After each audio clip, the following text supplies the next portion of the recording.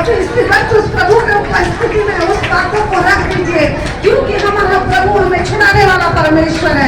हमारा परमेश्वर हमें डांटों से छुटकारा देने वाला परमेश्वर है।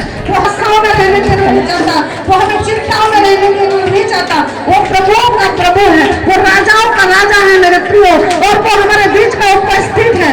आप वो खोलकर अपनी सारी समस्याओं को उसके चरणों में बोल दीजिए, क्योंकि परमेश्वर का वचन कहता है कि अपनी मन की बातों को उसी के चरणों में उल्लेखिए, वही आपके मनोरथों को पूरा करेगा।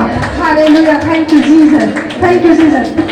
मेरे पवित्र आत्मा, मैं आपके लोगों को आपके हाथ में सौंपती हूँ, मैं आपके प्रजा को मैं आपके हाथ में सौंपती हूँ। मेरे प्रभु, मैं आपके मेरी चिंताओं को दूर कर दीजिए राजा, इनके सारे निराशाओं को दूर कर दीजिए मेरे प्रभु।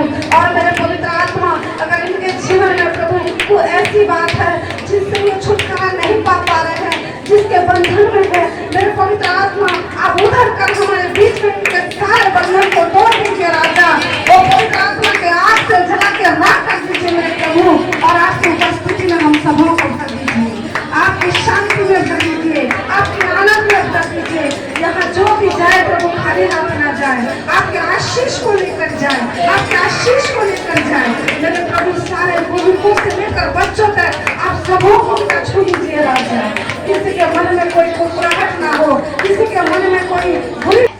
यहोवा यूं कहता है, श्रापित है वह पुरुष, श्रापित है वो पुरुष जो मनुष्य पर भरोसा रखता है, श्रापित है वो पुरुष जो मनुष्य पर भरोसा रखता है और उसका सहारा लेता है, और उसका सहारा से भटक जाता है।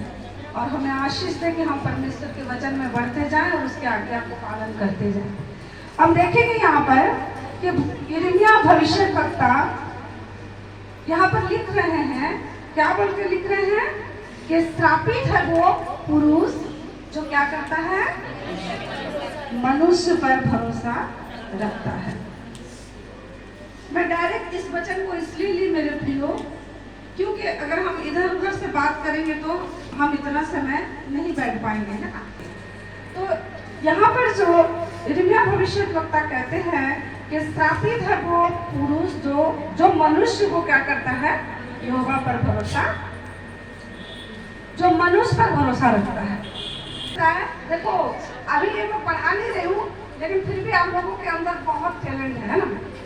लेकिन आप लोग क्या करते हैं, आते हैं चुपचाप बैठते हैं और पास्टर बताते हैं और सुनते हैं, कुछ लोग नहीं भी सुनते हैं और फिर क्या हो जाते हैं, चले जाते हैं। और ये जो बातें आप लोग बोल रहे हो, मेरे पास एक पॉइंट था, लेकिन अंकल जो बोले ना वो पॉइंट नहीं था, पर वो मुझे मिल गया। हालेलुया, अंकल ही बोले ना, है ना।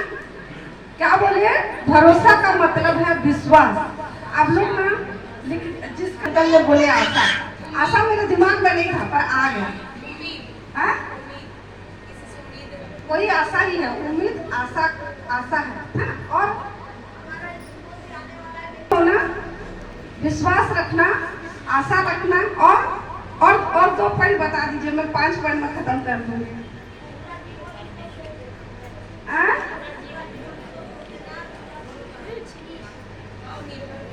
और बताइए थोड़ा सा और थोड़ा सा दिमाग लगाइए।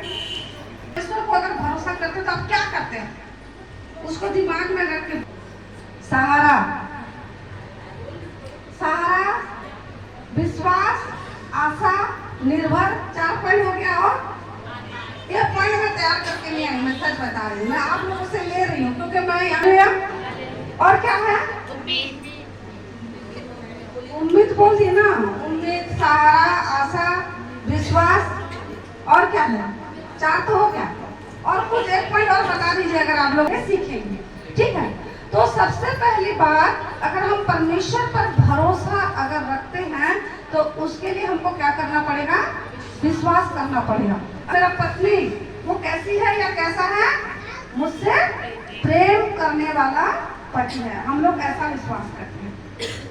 तो मेरे प्रियो, जब हम विश्वास करते हैं, और वचन क्या कहता, देखिए मैं आपको ना ये भरोसा को ही समझाने की कोशिश कर रही हूँ कि हम भरोसा अगर परमेश्वर पर करते हैं और सचमुच भरोसा करके हम प्रभु के पीछे चलना चाह रहे हैं तो हम उसको विश्वास करते हैं। और ये वचन भी बहुत पॉपुलर वचन है कि विश्वास का अर्थ क्या है। इब्रानी 12:1 में लिखा है ना, इब्रानी 12:1 में क्या लिखा है, जो बिना देखे बोल देंगे, मुझे देख के जो बोलेगा। देख लिया ना बच्चे, तो पढ़ दीजिए, उसको पढ़ दीजिए, जल्दी से पढ़िए, हम लोग समय और खराब नहीं करेंगे। हम विश्वास को समझने जा रहे हैं ना, और अगर आप इसको समझ जाएंगे ना, आपको पता है अब विश्वास आशा की हुई वस्तुओं का निश्चय और अनदेखी वस्तुओं का प्रमाण है। मेरा विश्वास कहाँ है? पैसे पे।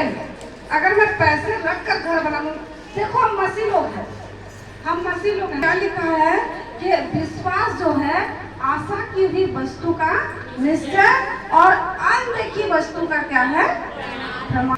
इस्तेमाल करें, वो प्रार्थना करते हैं, वचन पढ़ते हैं, ऐसे मोबाइल नहीं देखते रहते, ठीक है। तो हम लोग कहाँ थे?